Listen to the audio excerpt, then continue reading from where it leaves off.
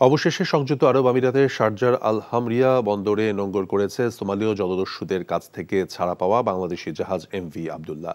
NTV আমিরাত প্রতিনিধি মামুনুর রশিদি জানান, সব আনুষ্ঠানিকতা শেষে স্থানীয় সময় সন্ধ্যা 7:30টায় জাহাজটি বহির্নোঙর থেকে বন্দরে নোঙর করে।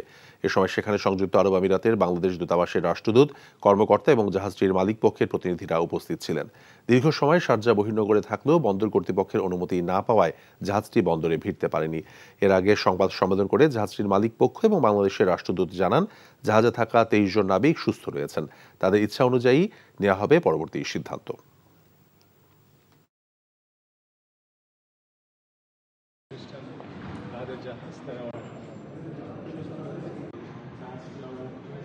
যে 23 জন নাবিক আছে, তারা যদি কেউ স্বেচ্ছায় দেশে যেতে চান তাদের ফ্যামিলির সাথে মিলিত হওয়ার জন্য, সেটি তাদের অপশন। তারা সেখান থেকে এই বাণিজ্যিক জাহাজ থেকে সাইন আপ করে তারা এখান থেকে তারা দেশে ফিরতে পারেন। আর যারা এখানে এই চাকরি কন্টিনিউ করতে চান তারা পরবর্তী গন্তব্যে তারা কন্টিনিউ করবে। এটি জাহাজটি খালাস করতে সাধারণত 5-7 দিন লেগে যায়। তারপর আসবে হচ্ছে আমরা কি এটা চট্টগ্রামে নিতে পারছি কিনা।